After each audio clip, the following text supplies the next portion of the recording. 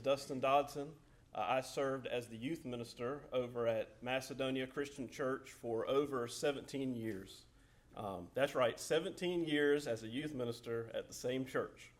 So that means I had some of those kids as their youth minister when they were in the nursery, and I was still their youth minister when they graduated high school, which makes me old, but was also kind of cool to experience and see that come to fruition. I've been out of local church ministry now for about 2 years, and during the sermon I'm going to get into why that is, but I continue to be amazed at the opportunities that God gives me for ministry in everyday life. You never really stop being a minister. I still get phone calls to do weddings, to do counseling sessions, to speak at times like this, and I'm very grateful for all of those opportunities. I also have a family connection to this church. That would be Miss Audrey Hardison and her family. My wife is Lexi Dodson, formerly Lexi Dadisman. So Becky Dadisman and Audrey are sisters. So Audrey is my wife's aunt. And I've always heard wonderful things about this church from her. I've also been grateful enough to share many meals down at Betsy and Judy's place with the family, so I know all about that as well. Let's start off today by reading from the scripture together this morning. We're going to be in Philippians chapter 4, verse 4. It's going to be on the screen, but you can turn there as well. And I want to go ahead and warn you, this is a topic today that every person in this room struggles with. Not just at one time in your life, but I feel like we all struggle with this daily or weekly. I know that I do. The topic today is anxiety and worry. And I'm betting right now some of you are sitting here today and you're anxious about the future of this country, the future of this world, the future of something that may be happening in your family. The title of the sermon today is Don't Worry, God's Got This. So let's read what God has to say on the topic. Chapter 4, Philippians chapter 4, verse 4, it says this: Rejoice in the Lord always. I will say it again, rejoice. Let gentleness be evident to all. The Lord is near.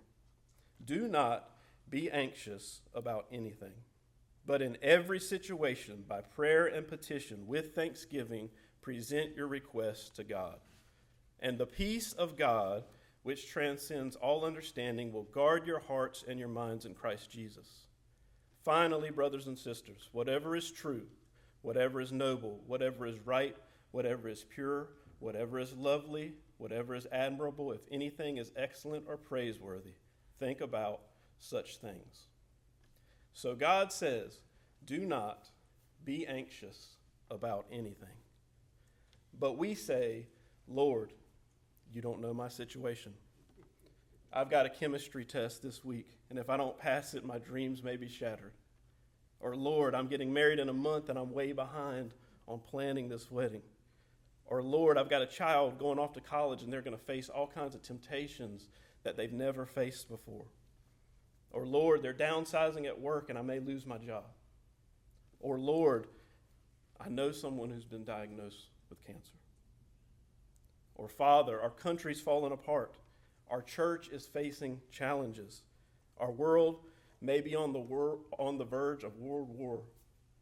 And you're telling me, don't be anxious about anything? And God says, that's right. Do not be anxious about anything. Unfortunately, for some of us, worrying is what we do best, isn't it? It's kind of like our not-so-good spiritual gift. We have all of these pressures. The world's constantly telling us one thing. People around us are getting sick and passing away, and it is kind of frightening.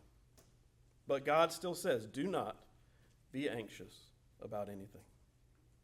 Now, before we go any further, I want to make sure that we understand the difference between being anxious and the difference between concern. Okay, you have concern and you have being anxious. Concern focuses on the things that we may actually be able to take action on and change. For example, I'm concerned about the decisions that my 13-year-old son is making. Well, that may be something that I can take action on, that I can influence in a positive way, that I can change. Remember, Jesus did say no one is going to set out to build a tower without first seeing what it's going to cost. or else you're going to get halfway finished and you're not going to be able to finish. So Jesus didn't say, have no concern at all for the future. But worrying, anxiety is different from that. Worrying is being worried and anxious about the things that are outside of our control. Worry is asking the what ifs. What if there's a hurricane that comes and wipes out the crop? What if I get sick? What if the stock market crashes? What if there is a war? Those are the things that are out of our control. And God is saying, don't be stressed out about the things that are out of your control. So the question we need to answer today is this: how do we stop being so anxious and worrying all the time? I think the first thing that we need to do is we need to take a step back and we need to realize that worrying is a sin. And I'm going to tell you why. Maybe you've never thought about it that way before, but let's go back to our verse. Philippians chapter 4, it says, do not be anxious about anything. Please don't miss the fact that this is a command. It is not a suggestion. He doesn't say, try your best not to worry. He commands us, do not be anxious. In the Bible, when God says, do not commit adultery, we know if we commit adultery, we have sinned. In the Bible, when God says, do not steal, we know that if we steal, we have sinned. But for some reason, when God says, do not be anxious, we don't take it as seriously. Or we say, maybe it's something that we can do a little bit of, and it's okay. It's a respectable sin.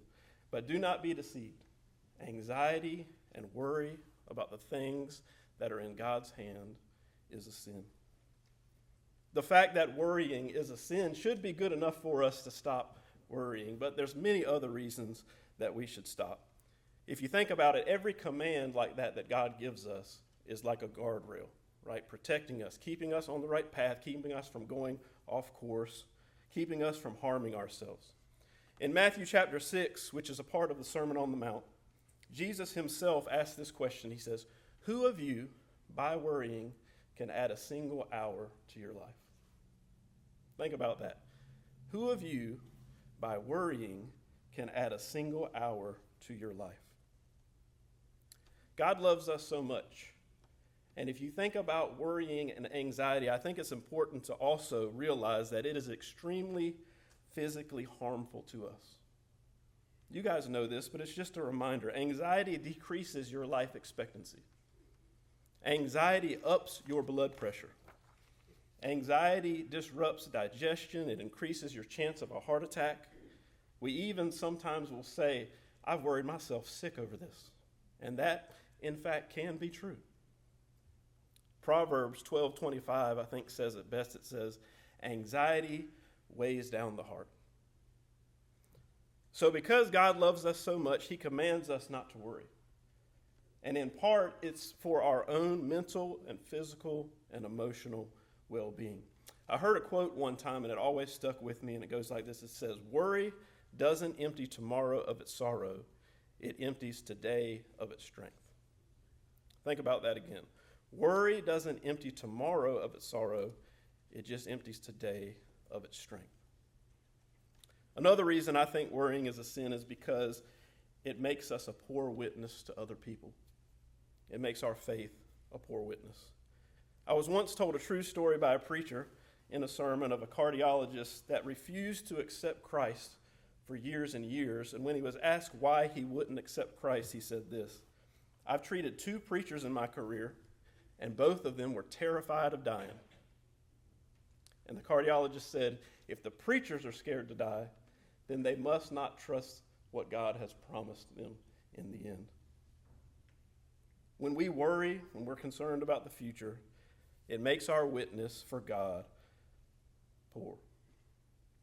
What I'm trying to say is this: if we as Christians are always anxiously running around, worrying about our health, putting our kids in bubble wrap, then people will laugh at us when we say we put our trust in God. Or when we sing songs like, I'm no longer a slave to fear, for I'm a child of God. When you're strong and courageous, it inspires people to believe. But when you are weak and cowardly, it destroys our witness and our faith when we pass it on to others. Once we realize that worrying is in fact a sin, for us to stop worrying requires action. And I don't want us to get caught up in action means I just have to try harder. I just have to do more things. The kind of action that I'm talking about involves your thinking. And that's point number 2. To stop worrying, we have to transform our thinking. This cure for anxiety is hard to do, to change your thinking. In John chapter 5, Jesus asks a man who's been disabled for 38 years a question. He walks up to him. The answer seems obvious, but he still asks it. He says, "Do you want to get well?" And I think people that are there are probably like, well, the guy's been paralyzed for 38 years, and you're asking him, does he want to get well? But to me, that shows us that it starts with your mind. Do you truly want to? Do you want to overcome anxiety? Or have you gotten so content to be beat down by it every day it's just a part of your normal routine? I challenge you this morning, don't remain in your old mindset and the same behavior patterns. Look back at our passage in Philippians chapter 4. What he says in verse 6, it says, "Do not be anxious about anything," that command that we've covered. But then he has a but in everything, by prayer and petition, present your requests to God. So how do you change your thinking? I believe you change your thinking through prayer. Now, to pray to God about everything when we're anxious is a hard thing to do. It means that we don't immediately turn to a self-help book, or we don't immediately turn to a counselor, or we don't immediately turn to medication or alcohol or food or whatever our coping mechanism may be. When we're anxious, we first go to God before anything else. Now, of course, there are times that you may need to seek counsel. And of course, there are times that you may need to take medicine that's been prescribed by a doctor. But take your burden to the Lord first. He is not our last resort. He is our first responder. And he is capable of giving us a supernatural peace that nothing else in this world can. And if we believe that, then we should turn to him first.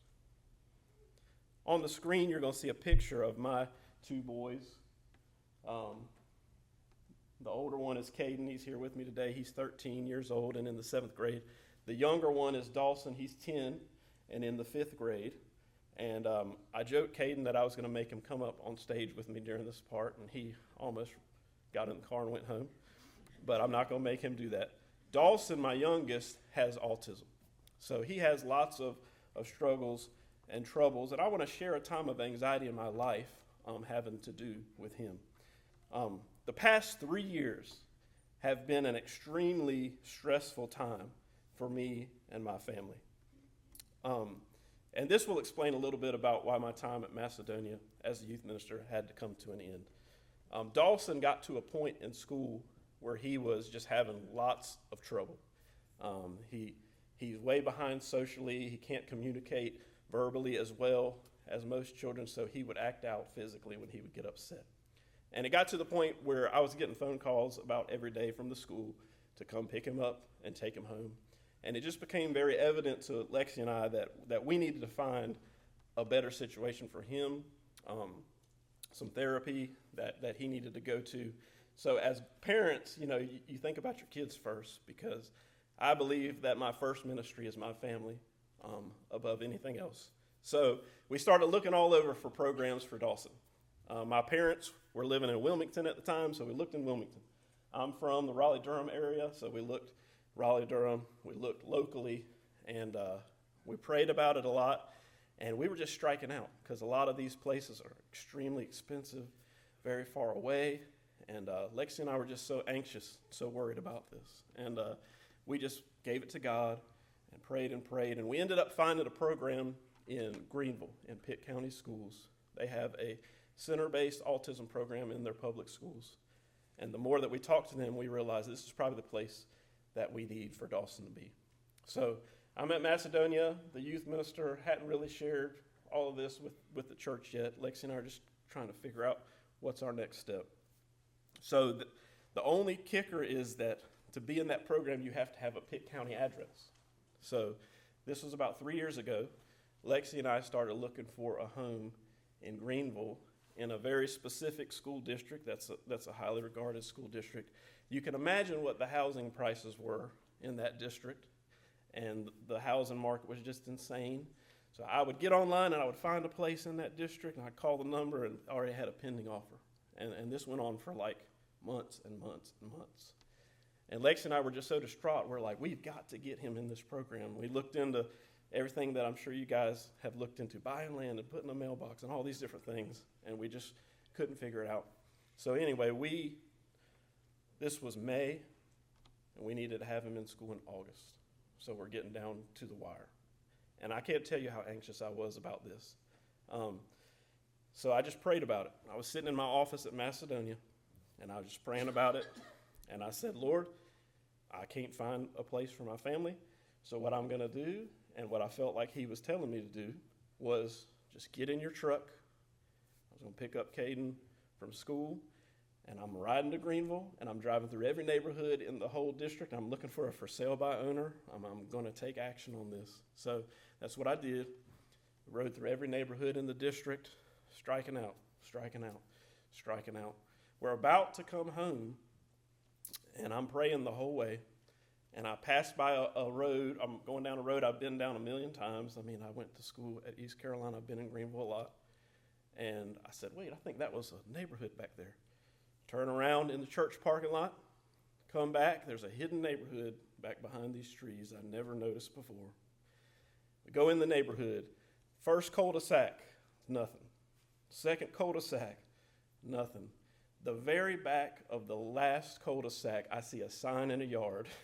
And Caden was scared to death. I was flying through that neighborhood, sliding up to the house like a wild man. And I look at the sign. It's got a realtor's face on it and a number, and it says, coming soon. And in that moment, I was just thankful to God. I didn't know if it was going to work out or not, but I said, this house is not even on the market yet. So I called the number. The lady answered. She said, you're at what house? I gave her the address. She said, I just put that sign in the yard a few minutes ago. And I'm sitting there thinking, man, if I had found this neighborhood first, the sign wouldn't have been there. If I had found this neighborhood in the middle of my trip, the sign wouldn't have been there. But the timing worked out perfectly for that. Long story short, we were the first ones, obviously, to see the house. She said, come Friday morning, it goes on the market. We saw the house. We loved it. Made an offer. There were lots of offers, obviously, made on that house. And she said, I don't know what to tell you. The owners are going to consider all the offers they have this weekend. And again, that anxiety comes back where you're like, did we offer? They're going to want our offer. And I truly believe, she couldn't tell me this, but I truly believe that realtor was looking out for us because we had conversations about Christ. And we made some connections with Dawson's situation. And the other kicker is that was Saturday. Sunday morning, we're leaving for our teen mission trip at Macedonia Christian Church. So I'm carrying about 35 teenagers to Western Kentucky to do tornado relief while all this is going on in my mind. But I just gave it to God. Driving the bus to Kentucky, the whole way I prayed with my eyes open. And we get to the church, and we're unloading our bags, and the phone rings, and it's the realtor. And like I said, I hadn't told my youth group about this or anything yet, so I went around the corner. She says, Dustin, I know you're on a mission trip, but I just felt like I wanted to let you know they considered all their offers, and they're going to accept your offer. And I was like, that's a God thing for us right there. So the point to all of that is, and by the way, the move to Greenville for Dawson has been a life changer for him, for us. He's doing so much better. Hadn't got a single call from the school in a year and a half. So that's a praise. So all that to tell you this. When you're anxious, when you're worried, and you truly give it to God, he can come in and answer prayers like that. I know it because I've experienced it. But the third point I want to make is, what are we going to do if we're anxious and we're worried and we don't get that perfect answer like I just described? Because sometimes God says yes, but sometimes God says no. And what are we going to do then? Well, what I think we should do, and what I think is biblical, is we need to trust God even when the future remains uncertain. When you're scared, when you don't know what's going to happen next, when you don't get the answer you want, to trust God in those situations is the true mark of a Christian. Because anyone can trust God when things are going well. But to trust God no matter what, that's what real Christians do. I mean, notice how many times in the Bible the characters did exactly that. Job said, even if he slays me, I'm going to trust him. Shadrach, Meshach, and Abednego said, our God is able to deliver us from the fire, but even if he does not, we're still going to trust him. David said, though I walk through the valley of the shadow of death, I will fear no evil. Why? Because he's with me. And even Jesus himself said, now, in this world, you are going to have trouble.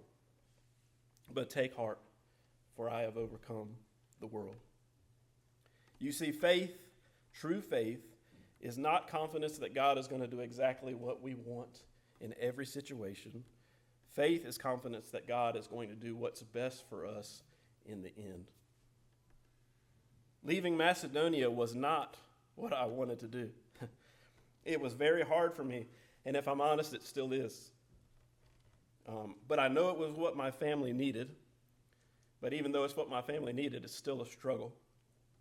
I also had to completely reinvent a career for myself because obviously ministry is kind of the only thing I had ever really known. But I trusted God in that time of worry and anxiety, and he still had plans for me. When I announced that I was leaving Macedonia, I had a few conversations with some church members about what may be the next step for me. One of those conversations was with the folks at Williams Fire Sprinkler here in Williamston. They offered me a job. I was able to start working there and gain some experience in a field that I had never been in. I learned a lot of things about commercial fire alarm systems and about project management and project coordination. And through the experience that I got at Williams Fire Sprinkler, through another church friend, I was connected with a company called Electronics over in Greenville. That's where I work now. We have a residential side, but also a commercial side. So I still do commercial fire alarms, commercial camera systems, commercial access control. But I want to tell you about a really cool opportunity I also got at Pear that I didn't see coming. When they hired me, obviously they saw my resume was mostly ministry, and they started asking me questions about that. And they said, you know what, one of the things we've really been wanting to do with our employees is a lot more, the owners are strong Christians, a lot more faith-based things for our employees. And they said, you know, outside of your job as a project coordinator, would you also be a company chaplain? And of course, I said, of course, I would love to do that. So at every single one of our meetings at Electronics, I get to stand in front of everybody just like this, preach a sermon, a devotion, have a prayer. They put me in charge of community outreach, so we went and served at the Special Olympics in Pitt County here recently, because obviously that's special to me with Dawson. And Electronics is going to be doing Angel Tree Ministries for the first time this Christmas, which is a ministry we did at Macedonia, where we provide Christmas gifts for children whose parents are in prison that might not have Christmas otherwise. And you get to share the gospel with those children and their families through the process. So through all of that, God still has me doing ministry, and I'm thankful for that. Before I close, I want to leave you with just a few final thoughts about anxiety and worry. I want you to remember, when you do overcome that anxiety and worry, never forget to celebrate. Never forget to celebrate overcoming that. Rejoice in the Lord always, Paul said. Rejoice. Again, I say rejoice. The way to overcome anxiety is to set your mind on that which is eternal, that will never perish, spoil or fade, kept in heaven for you. That's Colossians chapter 3. And Romans 8:18 says this, I consider that our present sufferings are not worth comparing to the glory that awaits us. So really what I want to ask you this morning is this. Please Do not let anxiety and worry keep you from experiencing what waits you in heaven. Stand up, stand firm in the faith, and trust God, because I promise He's got you.